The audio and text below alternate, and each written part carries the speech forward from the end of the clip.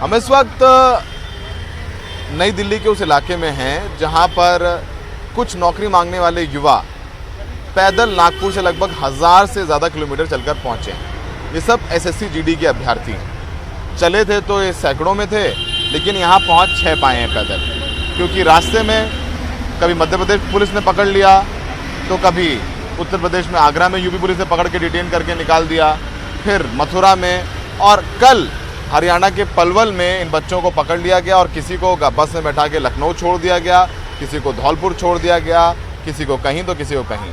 कोशिश रही कि दिल्ली ना पहुंच। मैं आपको बताएं, एसएससी जीडी वो एग्ज़ाम है जिसको क्लियर करके बच्चे बीएसएफ है या सीआरपीएफ में भर्ती होते हैं कांस्टेबल के तौर पर और नौकरी करते हैं, देश की सेवा करते हैं। 2018 में 60,000 वैकेंसी आई, जिसमें इन बच्चों ने वो एग्ज़ाम क्लियर किया, मेडिकल क्लियर किया, रिटन क्लियर किया, मेरिट में आए। लेकिन जब लिस्ट आई तो सिर्फ 55,000 बच्चों को लिया गया और 5,000 बच्चों को नहीं लिया गया, जबकि वैकेंसी 60,000 की आई। तब से 5,000 बच्चे दर दर की ठोकरें खा रहे हैं, कभी यहाँ प्रदर्शन कभी वहाँ प्रदर्शन, और अब पुलिस इनको प्रदर्शन भी नहीं करने दे रही है।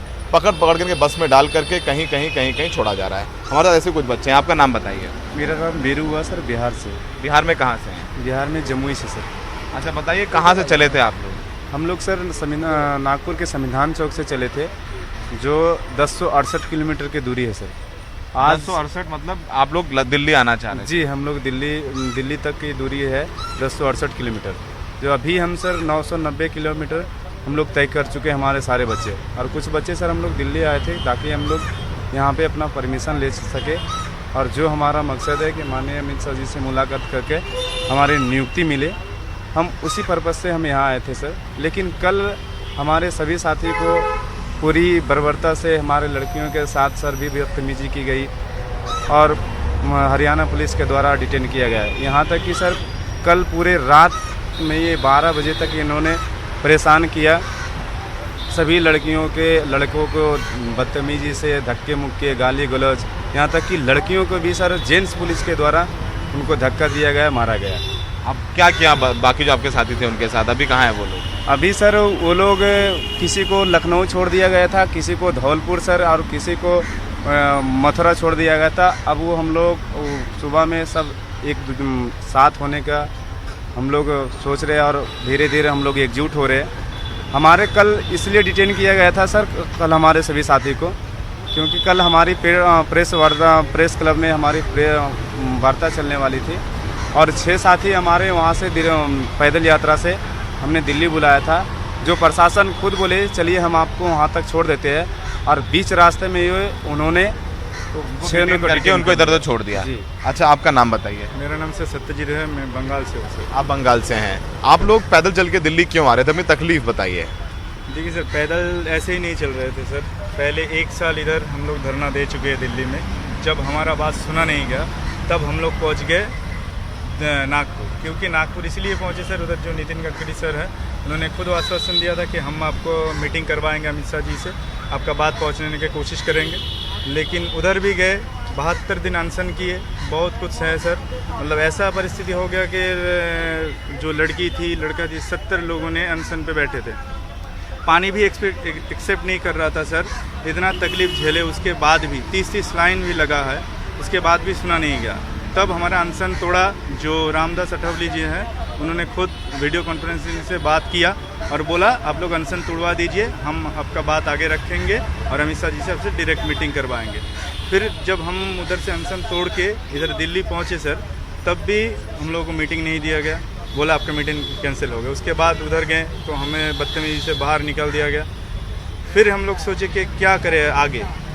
फिर नागपुर से सर 1 जून से पैदल यात्रा अभी तक जारी है सर। आज 63 डेज़ हम चल के आ रहे हैं और आते आते बहुत जगह पे रुकावट मिला सर, जैसे कि आगरा में, सागर जिला में, जहाँ मध्य प्रदेश के सागर जिला उधर में, और अभी तो ये पलवल में इतना हमको टॉर्चर किया सर। पुलिस वालों ने आके सबको उठा के अलग अलग जगह पे छोड़ दिया। लेकिन 2 साल से सर ये आंदोलन चल रहा है और ये 2 मिनट में तोड़ने नहीं देंगे हम सर। अब आप लोग क्या करेंगे सर? वो जब तक हमको नौकरी नहीं देंगे तब तक हम एकजुट होकर रहेंगे, चाहे जहाँ कहीं भी छोड़ दे। ये इंडिया है सर, इंडिया के अगर एक कोने में छोड़ेगा एक को और दूसरे कोने में छोड़ेगा हम लोगों को, तो हम एकजुट हो जाएंगे सर। फिर दिल्ली आएंगे आप लोग? फिर दिल्ली आएंगे। जब तक नौकरी नहीं मिलेगा सर तब तक हम छोड़ेंगे नहीं इस चीज़ को। अगर नौकरी नहीं रही और हम लोग ये नहीं कर रहे कि कोई तोड़ फोड़, कोई उल्टा पुल्टा, अभी तक तो एक भी चीज़ नहीं की। अगर आपको वीडियो देखना है, जो भी देखना है आप देख लीजिए कि हम लोग कुछ किए। तिरंगा लेके आप लोग? तिरंगा लेके चल रहे हैं, शांतिपूर्वक चल रहे दिनों हैं। से? हाँ, शांतिपूर्वक चल रहे हैं और इसीलिए हमारा बात आज तक शायद सुना नहीं गया। और आपसे मतलब ये हाथ जोड़कर विनती है सबसे कि पूरा जो नेशनल मीडिया है सर वो हमको कवरेज करे और हमको दिखाए ये चीज़ को कि हम कैसे हमारा दर्द को दिखाए सर पूरा इंडिया को। ये बताइए हुआ क्या था आप लोगों का? 2018 में ये वैकेंसी आई थी, 60,000 वैकेंसी आई थी, तो फिर आप लोगों को क्यों नहीं लिया? पूरी बताइए कि आपने क्या क्या निकाला, कैसे पेपर निकाला और फिर क्या हुआ आपके साथ? सर ये मैं अविनाश कुमार झारखंड से। सर ये 2018 में 60,210 की बहाली आई थी। इसमें हम लोग को 2019 में हम लोग को सब रिटर्न हुआ, 20 में कोरोना का टाइम हम लोग को मेडिकल भी हो गया और कोरोना का हवाला दे करके इन लोगों ने टाइम लिया और 21 जनवरी 2021 को इसका फाइनल मेरिट निकाला और फाइनल मेरिट में सिर्फ उन लोगों ने 54,000 कुछ को लिया और वैकेंसी निकाली थी ऑन रिकॉर्ड 60,000 जी 60,210 का और सिर्फ इन लोग 54 से 55,000 के बीच में ही लिया और बाकी को छोड़ दिया, 6,000 को छोड़ जी। अब बोलते हैं कि इसके लिए आप योग्य नहीं हैं। सर हम यही पूछना चाहते हैं कि जो लोग 55,000 को ज्वाइनिंग दिए हैं, जो स्टेप उन लोग पास किए वही हम लोग भी पास किए हैं।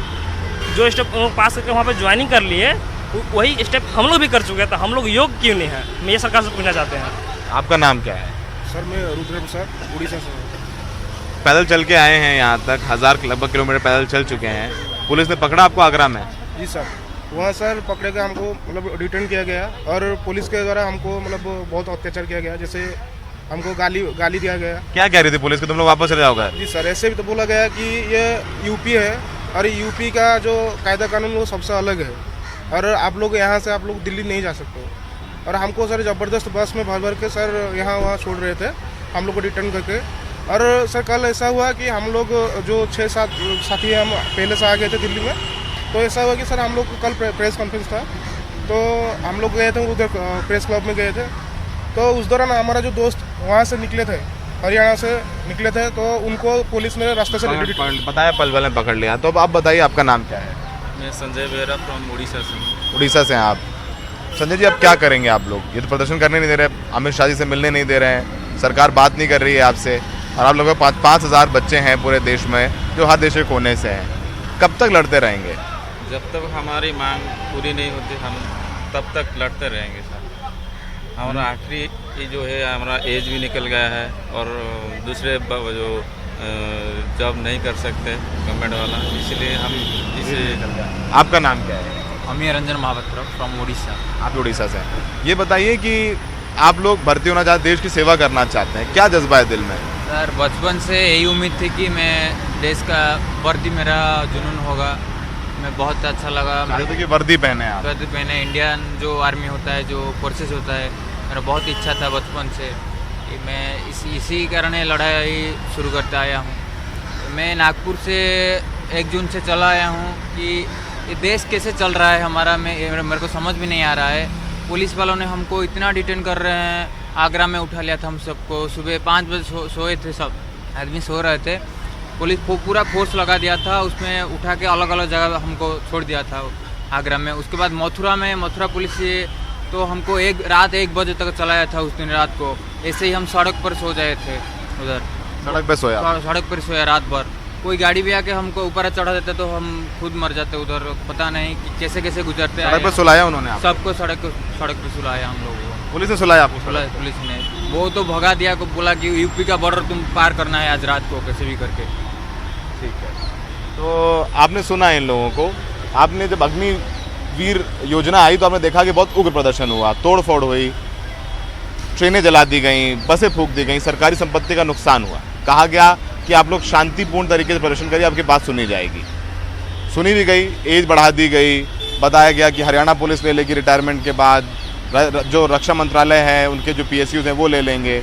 लेकिन ये लोग शांतिपूर्ण प्रदर्शन कर रहे हैं, पैदल चल के आ रहे हैं 1000 किलोमीटर, और जहाँ पुलिस चाह रही इनको पकड़ रही है, डिटेन कर रही है और पूछने वाला कोई नहीं। लेकिन फिर भी देखिए, देश की वर्दी पहन के देश की सेवा करना चाहते हैं, जज्बा है, अहिंसक आंदोलन कर रहे हैं, करते रहेंगे, जज्बा टूटा नहीं है। अभी पलवल से इनके साथियों को उठा करके किसी को लखनऊ, धौलपुर, मथुरा छोड़ दिया गया है। ये सब फिर से इकट्ठा हो रहे हैं, कह रहे जब तक पैदल दिल्ली नहीं पहुंच जाते इनका आंदोलन जारी रहेगा, क्योंकि इनका अधिकार है। इन्होंने सारे पेपर निकाले हुए हैं, रिटन, मेडिकल, फिजिकल सब निकाला हुआ है, और फिर भी इनको नौकरी नहीं मिल रही, इनका अधिकार है।